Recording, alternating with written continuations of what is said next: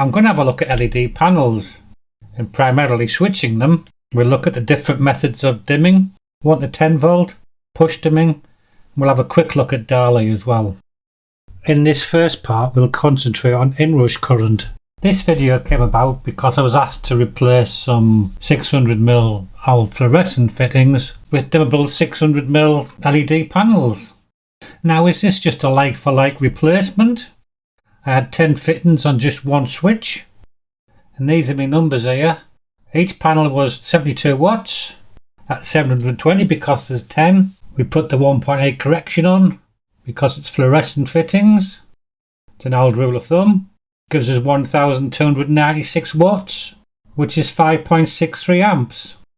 So this is how this circuit was wired. 10 fluorescent fittings off the one switch. It was wired in 3-corn earth. Permanent light was not used.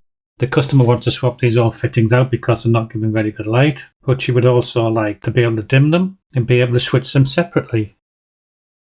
So we'd have something like this. It's possible to run new cable to some of the lights. One section I'm going to utilise the cable already there. Powers to the switch, by the way. If we were just switching, we'd have the switch live, neutral and CPC. That will cause problems with dimming because it seems a lot of the drivers for these LED fittings don't like the triac based dimming, the rotary dimming control.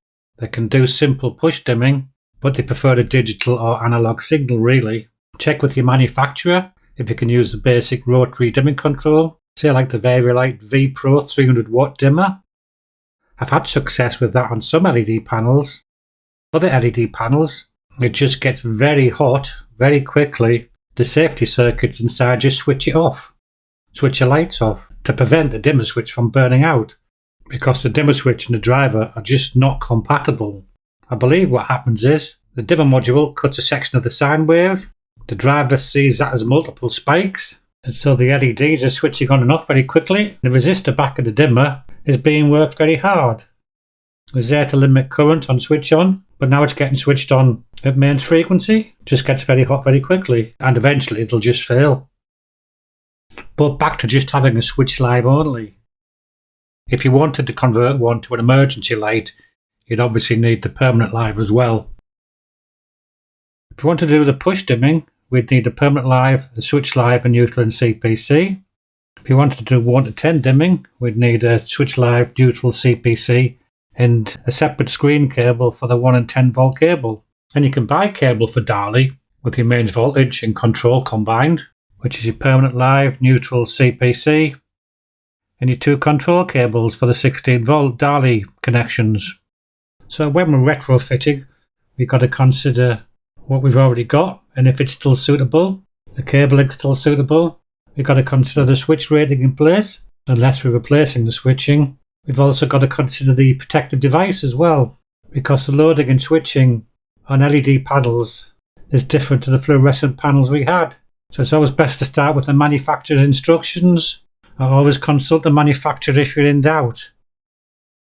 Because it makes good sense to find out if we're going to have any issues with the existing installation. Nothing worse than putting something in and it doesn't work. MCB or RCD keeps tripping. Switching doesn't work as you want. Dimming doesn't work as you want. Nobody's happy. So just a little bit of homework to start off with. Get the manual for the panel and the driver. Get the manual for the switch. You might need to do a few sums. Check that you're not going to have nuisance tripping with your MCB or RCBO. We'll go through all this. Get onto the manufacturers. They don't make it easy sometimes to get this information. They really don't. So in this installation, I'll be running some new cable. Used a bit of the old. I'm happy that's sized correctly.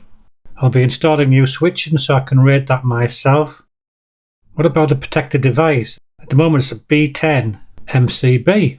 Now I know LED drivers have a big inrush current. And will the B curve be able to handle that? It's also an MCB and not an RCBO. So what is inrush current? Well, it's a sudden spike in the current supplying electrical equipment. It's caused at switch on and switch off, or when something starts. Now this inrush can be many amps, tens of amps, and it's for a very short time. It's measured in microseconds. A microsecond is 1/1,000,000th of a second. This symbol is pronounced mu. In our situation here with the LED lights, It's not caused by the actual panel. The inrush is created by the capacitors in the driver. It's the sudden charging of those capacitors when you switch a 230 voltage directly onto them and create this sudden spike. So when we're installing our panels, it's good to check how large this current spike is and for how long. The panels I'm installing, the inrush current was 40 amps for 350 microseconds. And to give that some perspective, for a TN system, we want a protected device to operate between 5 seconds and 0.4 seconds. The instantaneous trip of an MCB, you could say, is between 0.1 and 0.01 of a second. That's either 100 milliseconds or 10 milliseconds. 350 microseconds is 0.35 milliseconds. A very short fraction of time. The amount of inrush current can also change as well, depending where the incoming phase is when you switch on. If you look at the sine wave and the voltage and current increasing and decreasing, if you switch on at 0, that capacitor will have a steady charge rate. If you switch on at peak, that capacitor will be hit by the peak voltage and current, will have a very rapid charge and create a bigger spike. That makes sense to me. Now this is where electric can be confusing and frustrating. Some guidance says the peak inrush is at the peak of the sine wave. The Electrical Installation Design Guide tells us the highest value is reached when the ballast is switched on the moment the main sine wave passes through zero. Anyhow, we're going to get the peak inrush at some point in that sine wave. So let's just get some numbers so we know if this inrush current will cause any nuisance tripping of our protected device. Now I've got 10 panels to swap out. The panels I've chosen are 30 watts, 230 volt. They have a power factor of 0.9. They've got an inrush current of 40 amps for 350 microseconds. So the power is 10 times 30, which is 300 watts. We're still using that 1.8 correction factor for LED lighting. So that'll push our wattage up to 450 watts. Now we've got that power factor, so we take that into account as well. So our design current is our wattage divided by the voltage times the power factor. Could stick Siemens in as well. And that gives us 2.6 amps. So the nominal running current for these 10 panels is only 2.6 amps. But the inrush current is 40 amps per panel or driver. And that's 400 amps. How can a 10 amp MCB or RCBO not trip when it's got an inrush current of 400 amps?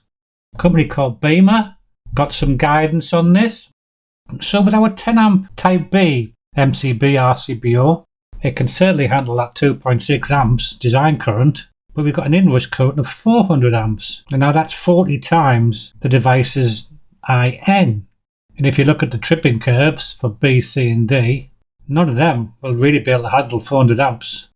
Even the type D, 20 times IN, doesn't look like it can handle it.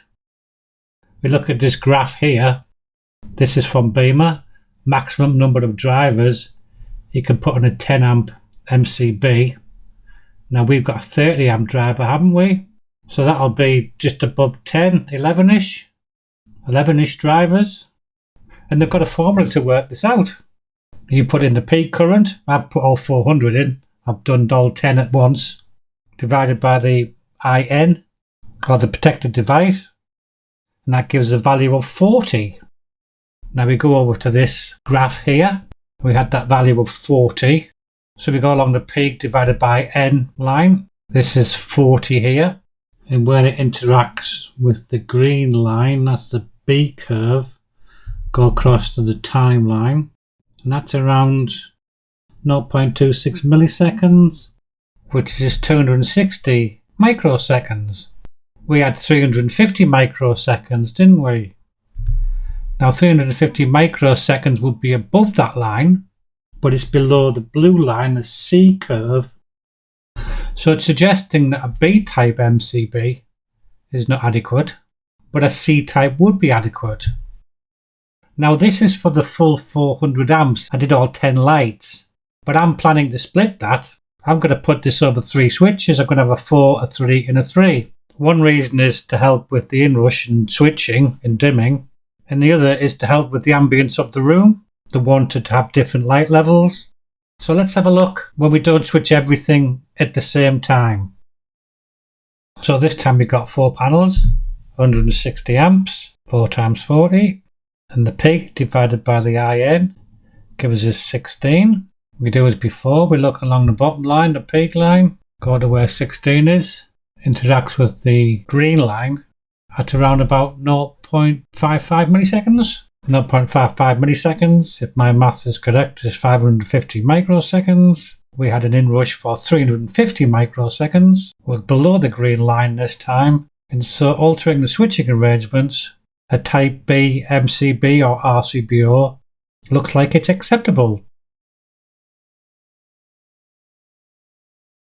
So as mentioned earlier, it's capacitance that causes this inrush current, and if you open up one of these drivers, you'll find it's packed full of capacitors, all different types. And if you remember your theory, we have inductive circuits, capacitive circuits and resistive circuits. Let's have a look at power factor. So here's our 3 different types of circuits. Resistive circuit, our inductive circuit and our capacitive circuit. In a resistive circuit, the current and voltage are in phase with each other. In an inductive circuit, the current lags the voltage by 90 degrees. In a purely inductive circuit, that is. And in a purely capacitive circuit, the current leaves the voltage by 90 degrees. Now, of course, in the real world, you never get a purely resistive, inductive or capacitive circuit because all circuits have a little bit of each element in them. Told you this was super basic. And we can make a triangle. The green line, that's our watts. That's our true power. That's the power that's doing the work. That's the power that's boiling the kettle. But we also have apparent power as well. Some analogies call this useless power or wasted power. I feel a bit sorry for volt amps. It's not all wasted power, I don't think. It's a magnetic energy in the motor. There's energy stored in capacitors. So it kind of is doing something. It's just not directly doing that work. If we had a purely resistive circuit, we just have a straight line. But as inductance and capacitance come into play, that has an effect on the voltage and current entering the installation, fights against it, interacts with it, and they call it reactive power, causing some reaction. The triangle is created because we've apparently got more power than the watts that we're using. Now we get charged for this apparent power, not for the watts that we use. As the reactive power increases, that will push up the red line, volt amps. You see that line is longer, got further to travel. That's a vector of the true power and reactive power. Now this is our power factor. We get power factor for dividing our true power, our watts, by our apparent power, our volt amps. And that gives us our power factor. The angle here, this angle here, this is our cosine. Power factor is also known as cosine. The greater the angle, the greater the power factor. Now power factor is always going to be less than 1 because the shorter line, the watts, is being divided by the larger line, the volt amps. So you're always going to have a power factor of less than 1. 1 would be a straight line. There's no power factor. If we didn't have any reactive power, we'd just have a straight line. But as reactance comes into it, that pushes up the blue line in this case and gives us our triangle. And the greater the angle of the triangle, the greater the power factor. If we had an angle of 25 degrees, you put that in your calculator, it'll give you an answer of 0.9. You've got a 0.9 power factor. And we use that when we're calculating our design current. We want to keep power factor as close to 1 as we can get. In inductive circuits, they use capacitors to help with power factor. Power factor on LED panels seems to be above 0.9, so it's not a major factor really. So I'm going to end this one here. That's part 1. Part 2 will be about the actual dimming and how to wire that up. So thanks very much for watching.